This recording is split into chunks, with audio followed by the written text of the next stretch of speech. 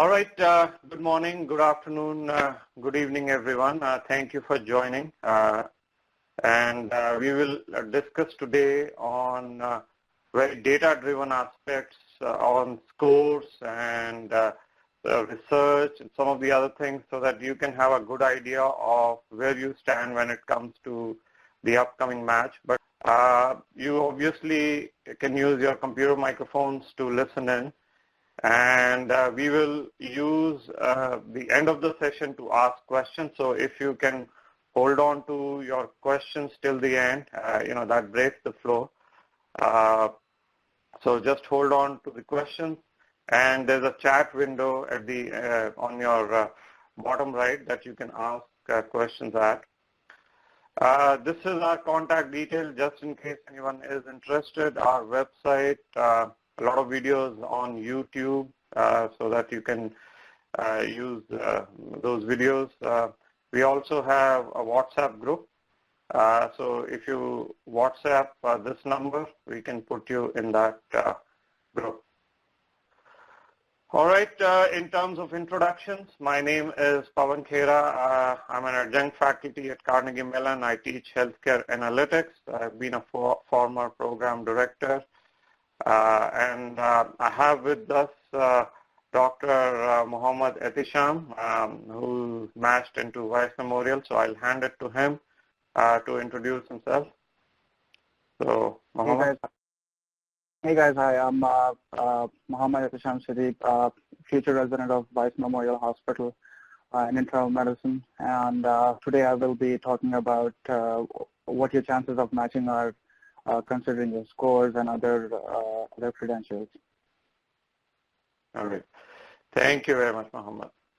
All right, so here are the other members of the team. As you can see, we have a very diverse members panel in terms of the skill set. So both in terms of the places where they work, all of them are IMGs. They've gone through what you are going through now. So they have done it all, their residencies and fellowships in the U.S., most of them. And you do see a couple, Dr. Rawali at the bottom and Dr. Shailaja, who are very recent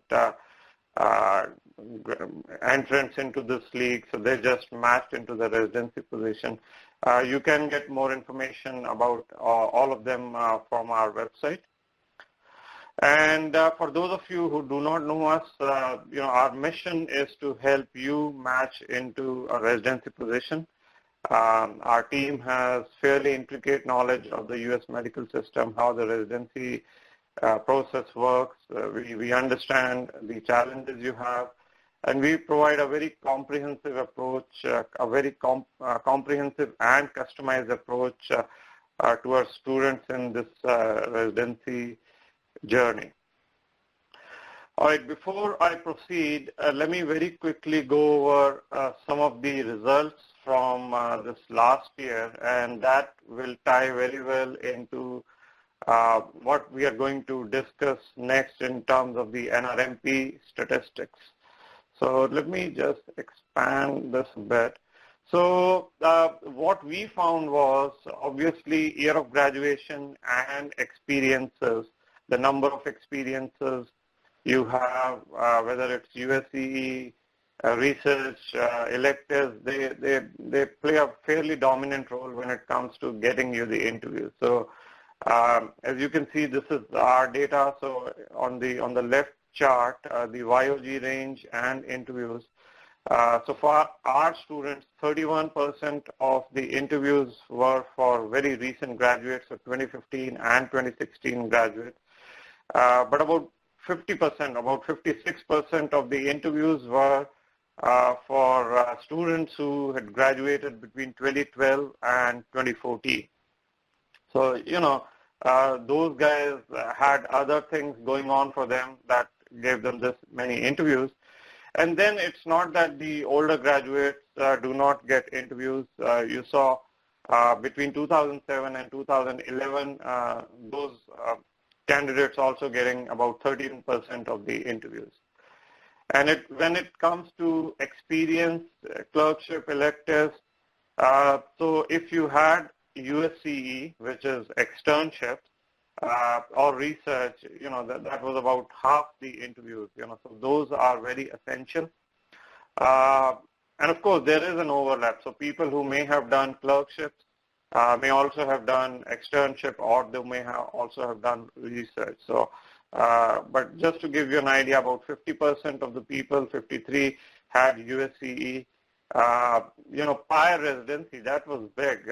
Many of our students come with prior residency, home country residency, especially from India and Pakistan, OBGYN, internal medicine, ophtha, some of those fields, and they have been very successful. About 17% of the interviews were for people who had home country residency. Many have U.S. Masters, so we had many students with NMPH, US MPH, for example. They are about 18% of the interviews. Then scores also play a role, obviously, as you will see today. Step 1 score between 230 and 250, about 45% of the interviews, so higher scores. And then you saw, between 210 and 230, also fairly substantial 23% of the interviews.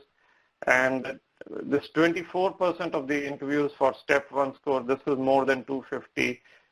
This is not showing up on the icon, but right here on 24% is more than 250, in step 1. And likewise, the CK scores also determine to a great degree, your interview count. So about 34% of our, interviews were with a score of 250 plus. But that's not to say that others do not get the interview. As you see, the bulk of the interviews are between 230 and 250, 42%. That's the highest. And even at between 220 and 230 range, you see 15% of the interviews. Even less than 220, there were about 10% interviews. So scores matter a lot. But obviously, there are other things that we'll talk about that we are open. We are enrolling. We've started our groups for the next year. So if anyone is interested, get in touch. Now, what we wanted to do was analyze the NRMP data to give you all some sense of how you can position yourself, how you can assess yourself, and you can see where you are and what you need to do. So let me hand it over to Etisham now to see, some of the next charts that he'll walk you through. So, Etisham? Thank you, Pawan. We can totally notice over here that with every year, the PGY1 positions, the total number of PGY1 positions have been increasing. At the same time, the total number of applicants have also been increasing. I guess 1980 was like the golden year where the total number of PGY positions were equal to the number of applicants. But after that, obviously the number of applicants just shot up like crazy. But then I guess the good news is that even though the total number of applicants have shot up, the total number of PGY1 positions have also been increasing proportionally. So the increase is not very disproportionate. So, more or less, as you can see over here, the total number of applicants is a little higher than the PGY1 positions because a lot of IMGs are involved who don't end up matching. But then as we go forward through the other slides, I will let you know that there are many things that factor into if you can match or not. Next slide, please. Yeah, the only thing is, guys, this is going to be a reality. There will always be in foreseeable future this gap that you see between the total number of applicants and the total positions. So that we don't see closing. So as Etisham said, there will always be IMGs who do not match, but we will look at some of the other statistics as well. So here's the next chart. So over here you can see obviously the highest match rate is by the US seniors. The others basically include the Canadian medical students. So they have their own match, but some of them they also try to match over here because they have family or whatnot. And then the others also include fifth pathway students. They're basically in the 2-digit range. There are not a lot of them. And then, of course, the big bulk of others includes the DOs. These osteopathy guys, even though they have their own match, but they also participate in ours. I think their match is, I think, a month before ours. So in case they don't match over there, they basically come here, and then, they are obviously considered highly in front of even U.S. IMGs or especially non-U.S. IMGs. So they are the competition that we have to deal with. U.S. IMGs basically include, U.S. citizens who have studied in India, Pakistan, or some foreign country, or U.S. citizens who've basically studied in the Caribbean. These are basically the third, the third ranked in terms of match rates. Now, the non-U.S. IMGs would be the bulk of the applicants. They are the fourth priority, but then you can see that they are very close to U.S. IMGs. Around 2010, the gap was a little wide, but then towards 2015, 16, 17, you can see the gap narrowing. One thing that I would like everyone to know that yes, the non-U.S. IMGs seem to have been matching more and more, especially since 2014-ish, as you can see in the pink line. The non-U.S. IMGs also include Canadian citizens who go and study in the Caribbean. And these guys also are considered a little higher than, let's say, an Indian, a pure Indian or a pure Pakistani student from India or Pakistan. So yeah, they also have to have J1 visa, although they can enter the country on a B1. And they can enter the country without a visa. But then to do residency, they need a J1, and then they are counted as non-U.S. IMGs. So just to let you know that the data, may or may not be a little skewed because of that one factor. That's something I did not know myself. Yeah, so just a bit of a clarity here because many have questions. U.S. IMGs are people who do not need visa. They may have green card, they may have anything else, citizenship. These are people who have done their medical school outside U.S. But they don't need visa. Non-U.S. IMGs are obviously IMGs, so they have done their medical school outside U.S., maybe even in the Caribbean, but they need visa. That's why they are called non-U.S. They don't have a green card, they don't have citizenship, so they will need some kind of a visa. All right, so next chart, this shows the fill rate for IMGs in 2017. So I'll just go over one, and then Etisham, you can take. What this shows, for example, in pediatrics is out of the total positions available in 2017, 61 or 62% were filled by IMGs. So this is a chart that shows you which specialties you can focus on if you are an IMG. Whether you are U.S. or non-U.S. So, Etisham, do you want to explain it a bit? Sure. So, if you look at this chart, basically it just tells you that the top preferred specialties are peds, pathology, IM, and FM and neurology. When it comes to IMGs, looks like IM categorical is highly considered, and so is pathology.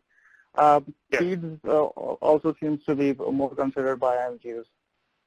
Yeah, more than 60% of the positions. Now this is interesting, guys. More than 60% of the positions in pediatrics are filled by IMGs. So, and then here is a split of non-US IMGs and US IMGs. As you can see, the non-US IMGs which need visa, there were total 7,200 applicants in this past match, out of which 3,800 have matched, so a match rate of 52%. But 2,000 of these IMGs matched in internal medicine. Right? So family medicine, about 337. So these are the top 5 specialties where non-US IMGs have matched, path, neuro, and you can see neuro is only 191, so close to 200. Pathology also close to 200. So bulk of the IMGs, non-US IMGs, 2,000 matched in internal medicine. And you will see a bit of a change in the US IMG. So Atisham, do you want to talk about this US IMGs, the change here? Yeah, sure. So amongst US IMGs, we definitely can notice that even though the highest even though the highest proportion is with internal medicine, family medicine seems to have taken the lead over here. And then like you can see over here, 658 US IMGs basically matched in family medicine. That's basically because the culture in family medicine, I mean, they basically just prefer either U.S. citizens or green cards. They're not very visa friendly, although there are programs that do that, but by and large, most programs are just like, people with green cards or citizens. So basically people that, don't want to trouble them with visa problems. But and that's how it is. But at the same time, a lot of people also match in peds, like you can see around 200, psychiatry, and surprisingly over here you see anesthesiology, around 129 match in anesthesiology, which is also a very promising field in terms of anyone who wants to get into that kind of practice. Yeah. So the thing, another trend we noticed was psych, for example, was almost the same. Well, psych was not here. You're right. So psych looks like, so psych people do not typically do visa, or at least it's not in the top 5. Anesthesia, I think the same way. You see here it is for US IMGs in the top and not in the non-US IMGs. So, when it comes to visa, you may want to consider some of these specialties. Family medicine, I think, is the obvious kind of a specialty here, which is moving away from visa. So you can see bulk of US IMG is going at about 650. So that was something interesting we noticed. This chart here shows you the top AMG preferred specialties. All of them, the 6 of these, have more than 90% fill rate by AMG. So unless you are very, very unique, unless you have stellar credentials, it'll be tough for you to get in any of these. As you can see, red onc or plastic surgery or dermatology, highly competitive, filled by AMGs. It'll be a waste of time if you don't have stellar credentials. Sam, any comments on this? Sure. So definitely, I do agree with Pawan when he says that, unless you have stellar credentials, or I saw this one story of this one guy who basically matched in neurosurgery. He was from Palestine. He was a US IMG though, but, that was a very inspiring story to hear. I do know a few people who this year, I think this data is from 2016, this particular slide, all the other data might be from 2017. Yeah.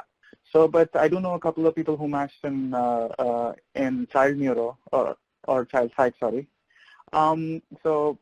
Basically, what I've been told is that that is basically considered as a backup for either neuro categorical or psychiatry, or pediatrics. So people who don't match in pediatrics use this as a backup, or people who don't match in neuro use this as a backup. So, there are a few IMGs who match. The person that I know, he was basically a non-US IMG. But at the same time, I think that's one thing that you can kind of look into. But by and large, the other specialties, definitely, you want to leave it to the AMGs and concentrate on what you're good at. Yep. All right. This trend, this chart shows you the trend of the IMG match by specialty. So, for example, if you look at the first one, the IM, what it shows you in 2013, 41.2% of the total IMG matches were in IM. It has increased. So this year, out of the total IMGs matched, which is 3,033, 40, which is IM. So out of the total 6,591 matches, 46% is IM. So you can see the IM percentage for IMGs has steadily increased. I think the surprise, not the surprise, but you may have guessed, the trend in FM is the other way. So you can see 17.2% to 15.1. That's a visible trend. Atisham, any other interesting thing you noticed in this data?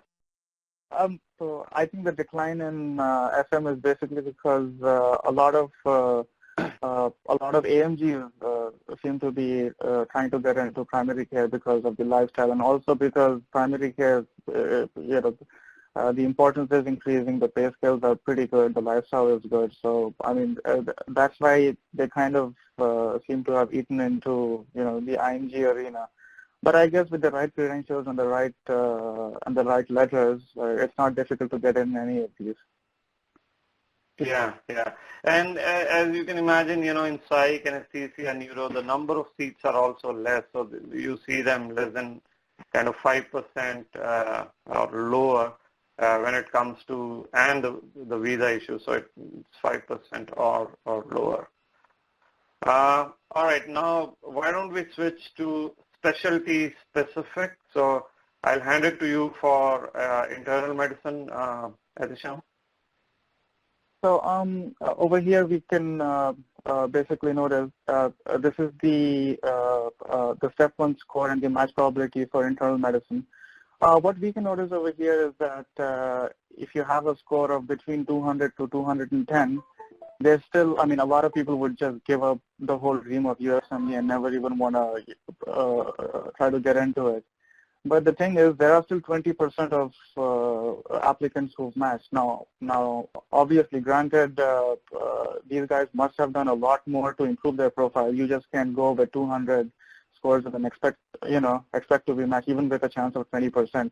Even to have a 20% chance, you really have to up your profile by having research or by having, basically stellar letters or good publications, posters, you name it. Or, a lot of people even try to do volunteer work. Some people try to do like humanitarian services. I know there's one guy who basically went to Haiti and worked with some volunteer service, and then he basically helped the poor people over. Then he put that on his resume. He ended up matching an FM. And basically that's how it is. But at the same time, you also can see that even if you have a score of 250 or 260 plus, there is still around a 20% chance for non-US IMGs that you won't match, and around an 8% chance for US IMGs that you won't match. What it probably goes to show is that, yes, scores are important because you do see the higher the scores, the more the chances of matching, but at the same time, you want a well-rounded CV. And that the 200, 210 range and 260 not being 100%, I think it clearly shows. The average obviously is 228 and 236. So, I mean, that kind of puts you in the safe zone of around 60%-ish. But like I said, you have to have a well-rounded CV. Just because you have a 228 and 236, which is a pretty decent score, doesn't mean that you are going to match or you don't need anything else. You just got the average score. Yep. And now this is the CK and match probability for IM. So you can see, sorry, go ahead. Go ahead, Pawan.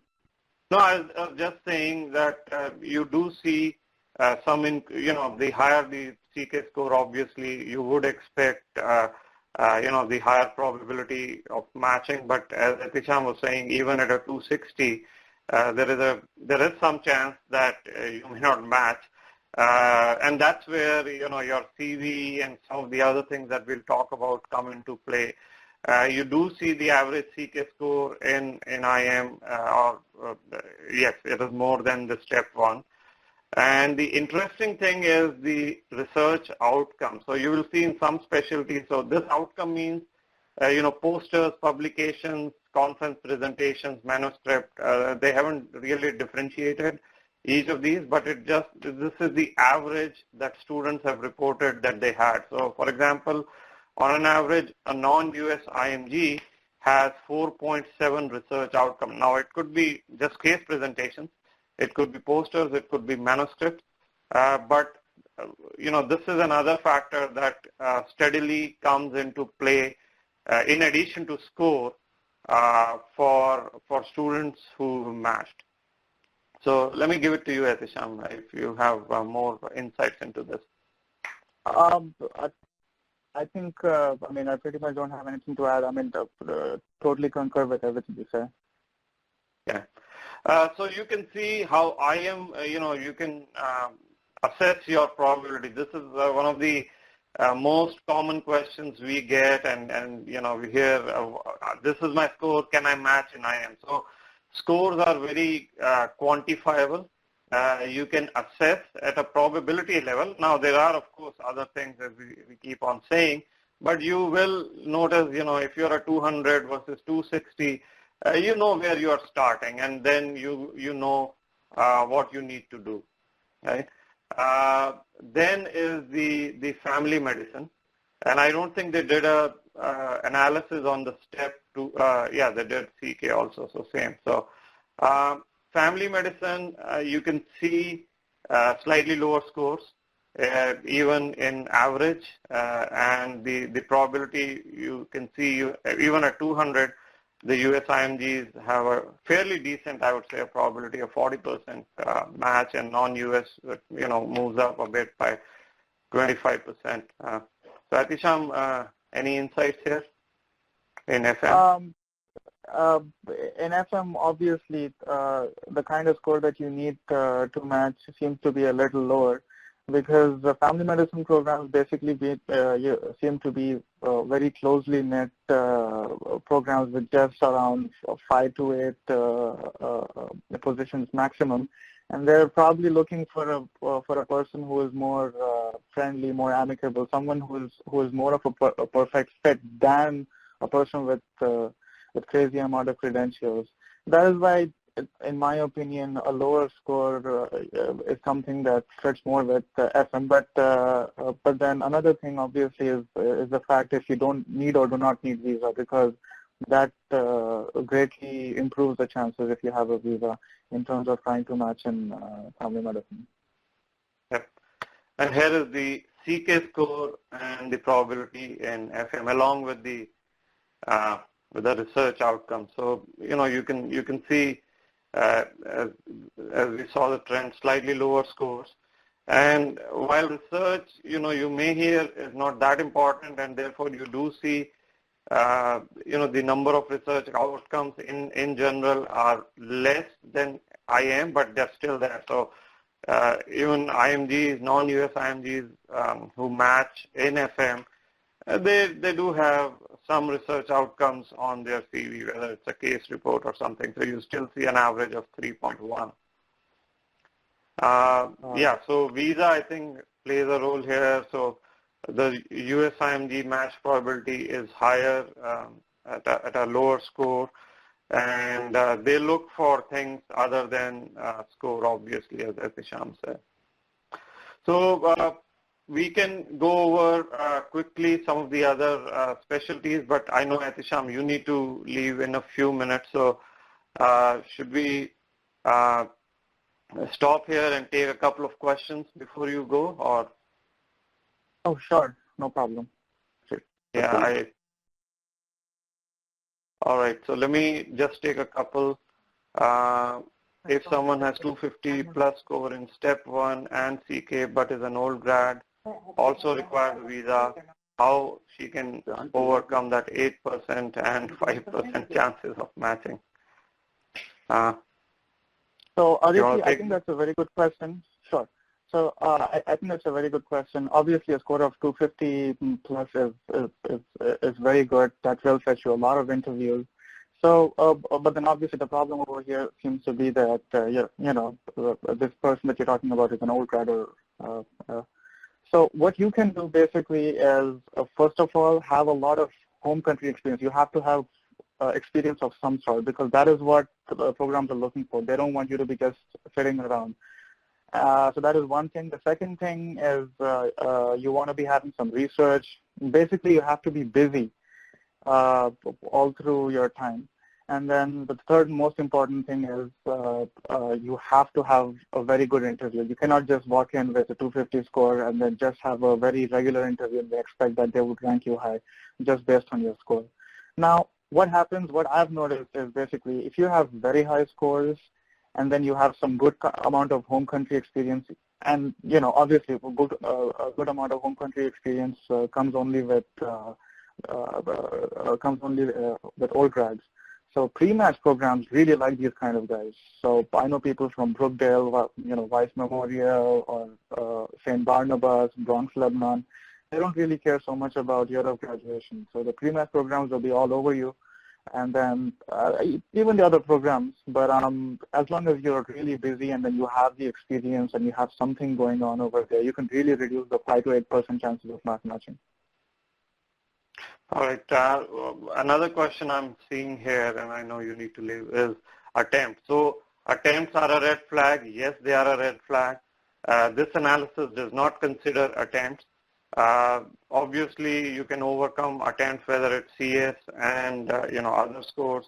More and more USC, stellar LORs. But the analysis here that NRMP has put out just considers scores. It does not say anything about attempts, but yes, attempts are a red flag, but can be overcome. All right, Etisham, I think, let me continue here if you need to leave, because it may take time and I know you have a hard stop. So thank you very much.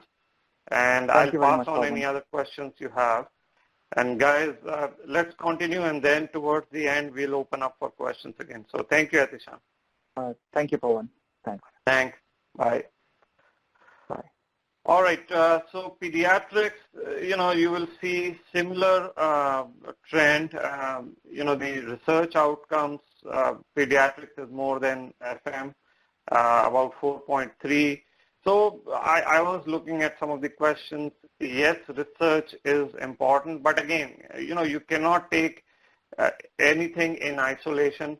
Some people may match without research. Some people may match at a lower score. So, a 32% match probability at a score of 200 does not mean you will not match. It means there is a probability of more than 30% that you can match. But that's not the only thing, as we'll go over some of this in detail. You can see the average CK score slightly more than FM. Neuro is the surprising part in neuro here is the research. You can see the non-US IMGs have about 10 research outcomes. So research neuro focuses a lot on, whether it's case reports or manuscripts. Even US IMGs have 4.3. Average CK score more or less is going up now. But you will see the probability is higher at a lower score as opposed to, say, IM. So if you are in a lower score range, neuro may be a good possibility for you. It's just that neuro seems to be focusing a lot more on research, and even at a 260, you'll see an 88% chance of a US IMG, so there is always a 10% chance that you will not match. Other favorite is psych. Psych also, you see the average step 1 and CK score slightly less, but these guys are focusing a lot on research now. So you can see the research outcomes, though not as high as neuro, but still high enough for to go without it would be a risk. Again, for all these specialties, you can see even at a 260 or 250, there's not a 100% chance. So there are things obviously outside of the scores that matter. And let me get through PATH as well. So PATH also, you see the research becoming more and more important. About 10 outcomes is an average for non-US IMG. US IMG is 7. So, getting into pathology without research is going to be a big challenge. Although, of course, when it comes to scores, if you look at the probabilities, they are in general higher. So IM tends to be more competitive when it comes to scores and probability, but there are other factors like research that make you a good candidate, say for PATH or neuro, even with a lower score. So IM predominantly focuses on the scores if the NRMP stats has anything to go by. Now, of course, there are other considerations. many of you may have already seen these kind of charts. This just shows, in addition to score, so here you see step 1 score is important. So this was the NRMP survey carried out on what program directors or programs look for when it comes to selecting the applicants to interview. So scores are important. USMLE step 1 score, and you see step 2 score. So the percent of program directors that are citing this, as you can see, 91.4% make that as a very important factor. And then these guys rate each of the criteria. So on a between 1 and 5. So you can see the step 1 score or even step 2, 80% versus 4 and a 4.1 rating is important. But there are other things, obviously, that matter. So personal statement, 78%, for example. Gaps in medical education. This becomes important for many IMDs who have taken, some time off or moving to US or bringing up their family, etc. So 70% of the programs do consider it as very important and a factor of 4.1. Class ranking, so your dean's letter or MSPE becomes important. About 70% of the people look at it. There are programs who go just by, where you were, even in the, foreign schools, Indian schools, Pakistan schools, where you were in the class ranking. So they consider it very heavily. Then prior knowledge of the applicant, if you've done observerships there, if you've rotated there, that becomes important. So the point here is the 100% probability was not there because there are other factors that determine whether you will get the interview or you will not get the interview. Similar story when it comes to ranking the applicant. So here there are step 1 and step 2 scores. So obviously many programs look at the applicant as a package. So they may consider these scores, and you can see 80% versus 71%. Although it's not as important at the interview as it is in ranking as it is for getting you the interview. So you see the factors that eventually become important once you get the interview and once you're in the mix to be ranked. Interaction, your interpersonal skills, how you meet the faculty and others. So basically this is the interview prep kind of a thing. Letters of recommendation obviously are very important. We get a lot of questions. I have a psych LOR, can I use it in IM, those kind of things. Commitment to specialty becomes more important. Interest in the program. So this is now getting into what programs look for when they finally rank. And, some of these things are of additional importance here. So going back to, the probability of people not matching at 260 in IM, some of these things come into play. It's mostly your interview performance that will swing it in your favor, after the scores. But scores continue to be important, and that is the most data-driven start that you can have. Now, how our team helps is, I'll show you what we do in a bit. We work with you through your application season, on your application, personal statement. We give you interview prep, how to address your gaps, low scores, all that we do help with. And let me just show you, how we do it, what the plans are. So we offer 3 plans this year. There is a platinum and a diamond and a starter. We have the PSCV services, which is group class, about 8 hours, where we go over everything you need to know about the match, including the scores, including red flags, including what improvement you need to make. We do assign you a physician mentor in Platinum. You have monthly checkpoints with them. We do have IV prep classes, so it's again 8 to 10 hour session that will start in late July, where we'll go over everything you need to know about interviews, important questions, how to answer them, how to customize with them. We give you mock interviews both in Platinum and in Diamond. In Platinum there are 4, in Diamond there are 2. So you will interview with our panel that you saw on Skype, so on video, just as, pretty much they will assess you just as any program would.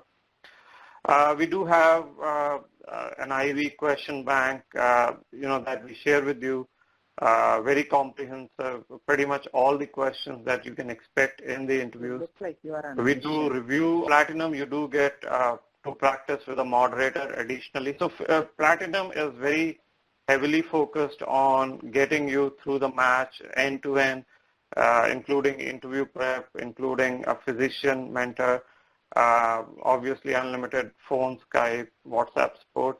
Diamond is for people who may need only limited support, so you can see, they don't need much support. They know their game and they're very comfortable with it. So that's where the Diamond is. Starter plan is only for PS and CV, so it ends, once you submit the application. So that's where it ends. We do have program-specific guidance, so we know where you've seen the list where our students have matched. Obviously there are many more programs where they've interviewed. So we pretty much know what type of questions which programs ask. So we obviously help you with that. And as I said, the enrollment is open, but do watch the YouTube videos. You will get a lot of help, and you will see a lot more in terms of what our students face. There are student panels, there are faculty panels. So go to our YouTube channel if you've not been following us. You'll get a lot of free information, useful information. So let me stop here and take any questions that you may have. So now we'll open it up to questions.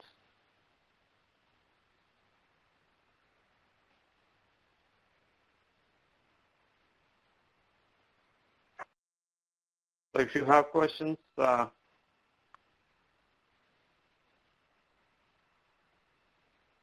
me maximize it.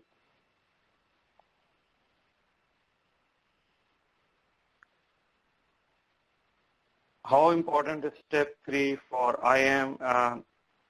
It is, let me maximize it. Step 3 is important for IM if your scores are less than 230. It helps you definitely for getting the interviews. IM research help in applying neuro. Absolutely, there are some very transferable skills. So if you have those skills, it is definitely helpful. What is a step 3 score safe zone for successful match in IM? Anything over 230 in step 3 will get you a lot more interviews. Successful match, as I said, is very different. Just because you have 10 interviews is no guarantee that you will match, because the interview performance matters a lot. So what is a gap in medical education is, gap means if, for example, in the Indian setting, the MBBS was 5.5 years, you took 8 years to complete that MBBS, that is a gap, and that can be very detrimental. Can we change from Diamond to Platinum plan later on? Yes, if we have availability, definitely. But as you saw in Platinum, we assign a physician mentor, so you saw our panel. If we have availability, you can upgrade. Otherwise, it'll be very difficult. And right now, if you do Platinum or whatever plan you take, this is kind of a discounted. Later on, it may not be. So, but yes, it is possible. Step 3 failure mean, what does it mean? I don't know what it means, but if you have good step 1 and CPA scores, you will definitely get interviews. Step 3 failure means, visa could be an issue for you if you don't retake it, but pretty much you have to take step 3 before you end the intern year.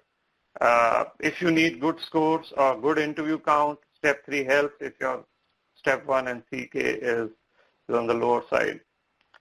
YOG really helps. We've answered this question many times, but that is not the only factor.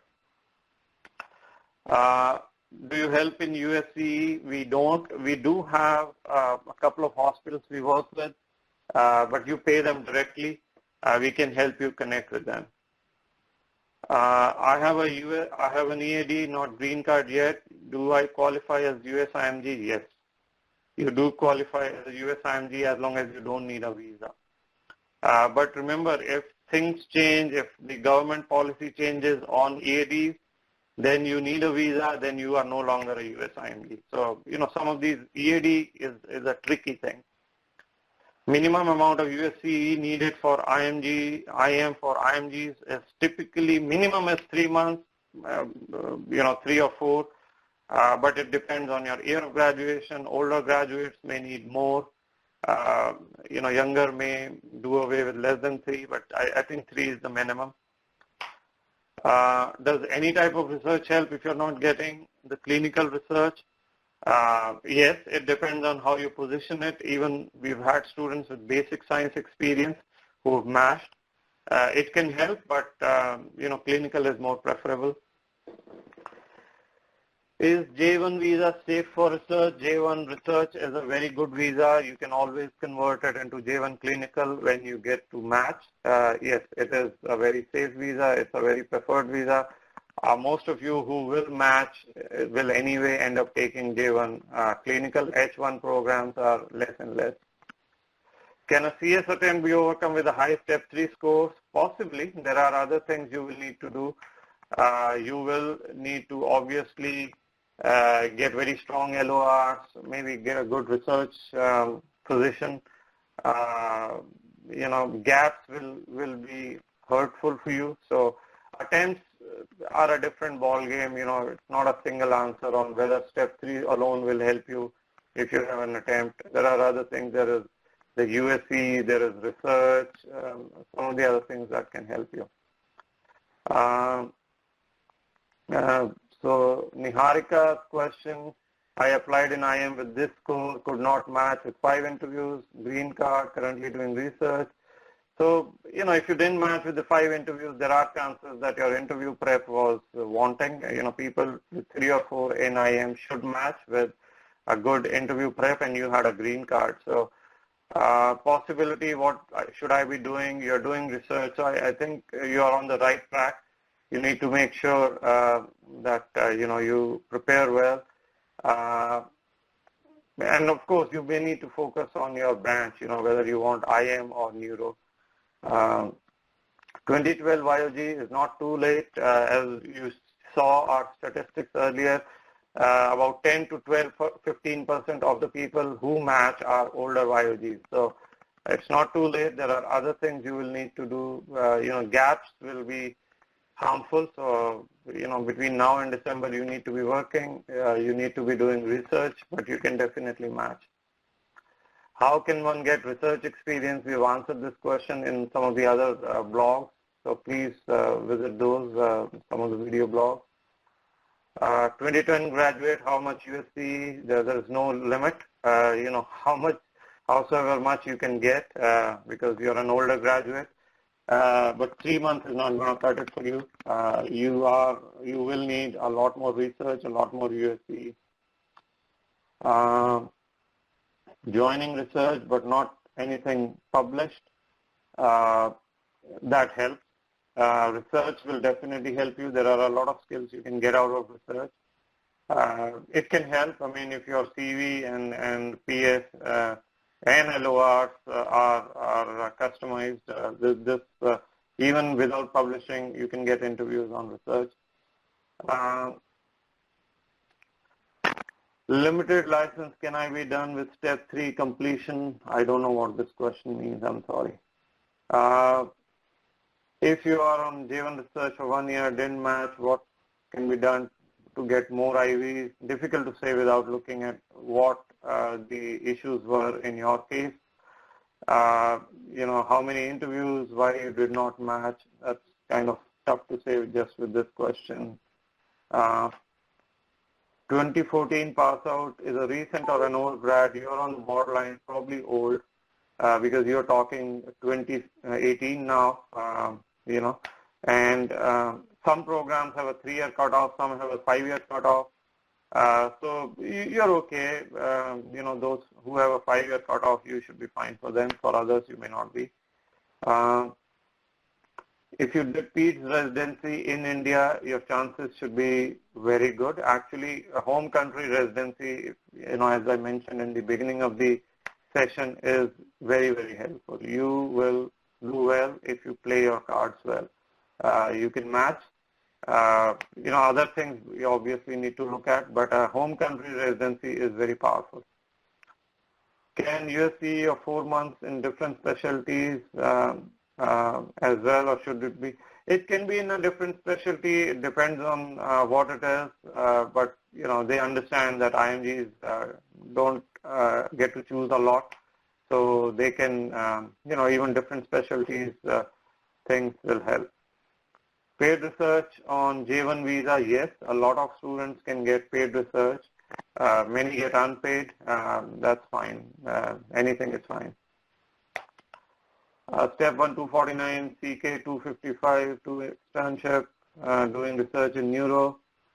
What are my chances? You should look at the probabilities that we showed you. You have good chances. I don't know what else you want to know. You will have good chances of match. LOR from Canada, beneficial. If it's a hands-on LOR in a hospital, very beneficial. LOR based on observership, kind of on the lower rug. Hands-on is good, observership not so good, but hospital ones are okay, avoid clinic. LORs from India, Pakistan, outside does not help, especially if you are an older graduate. Those LORs are not considered very highly. Can research be done on B1, B2? Yes, absolutely. It is between you and the program, no one, or where you are researching. And when you go to the interview, they don't care which visa did you do research on. LORs from home country do not have any value unless you are a very recent graduate. If